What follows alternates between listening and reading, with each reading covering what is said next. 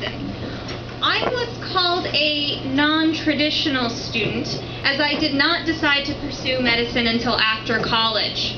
My path has been a bit circuitous, yet each step seems as if it was perfectly placed towards a career in medicine. Initially, I was planning for a career in social work after getting involved in the HIV prevention program at my college, UC Santa Cruz.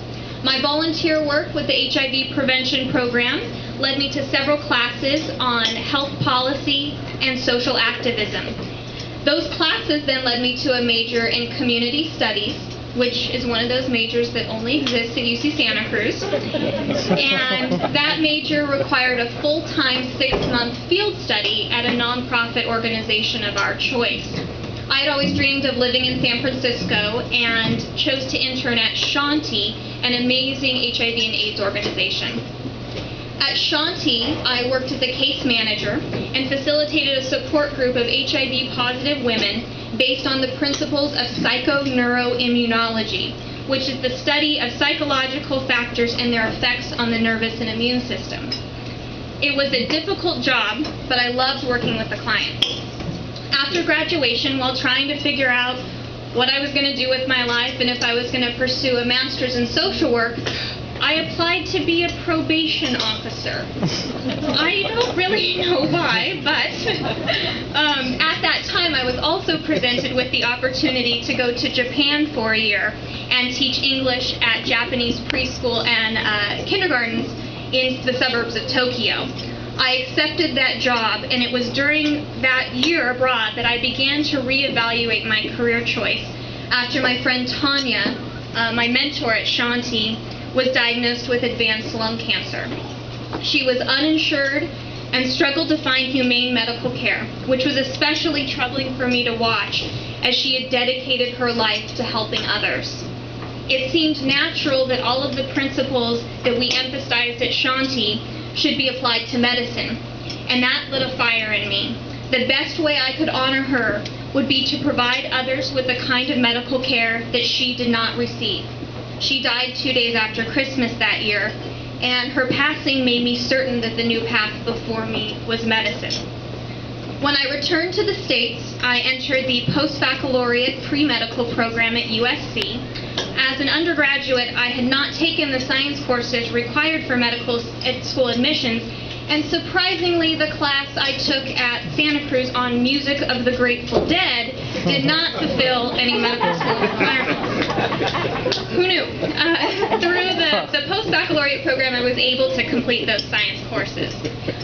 When I began medical school, I was immediately drawn to family medicine because of the strong ties doctors in that field have with their patients.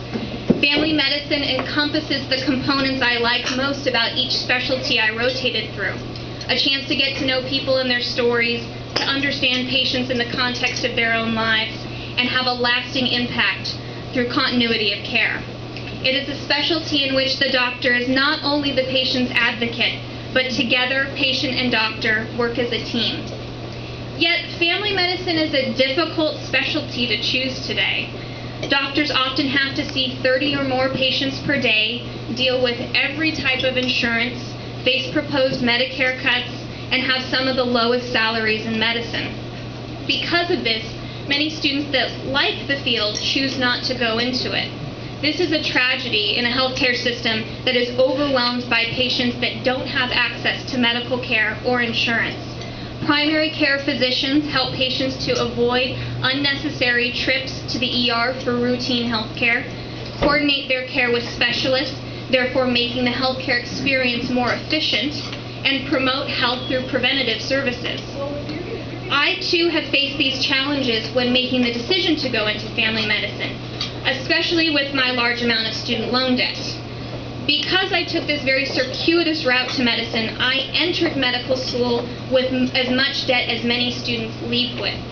Without scholarships, I would have graduated with $376,000 of debt. $376,000. It's like dealing in Monopoly money. And I'm not alone. According to the Association of American Medical Colleges, the average educational debt of the graduates of the class of 2007 was $140,000. Through generous donors like all of you here today, I will not only be able to pay off what my husband and I lovingly refer to as our debt in a shorter amount of time. Okay, maybe I'm the only one that refers to it as our debt. But I also have been able to use some of those funds to enhance my education while in school.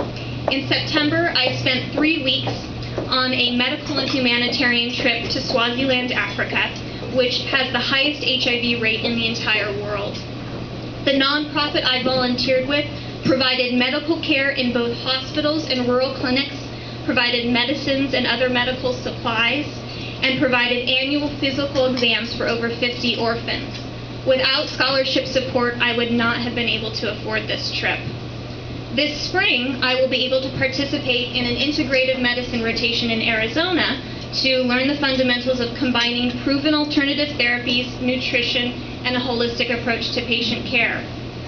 Although financial factors would not have changed my decision to pursue family medicine, they may have influenced what type of practice I would enter.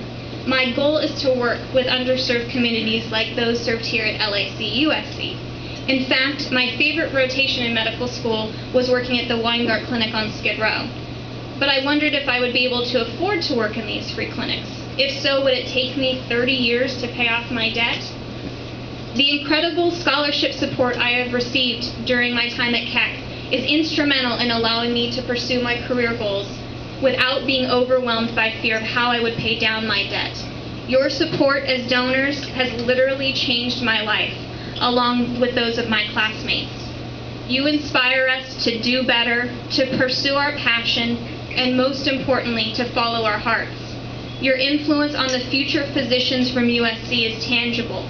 Look around the room and into the eyes of those receiving your support, and it is there you will understand the effects of your contributions. You ensure that our goal of treating patients with dignity, respect, and compassion will be met. Please join me in giving the donors a round of applause.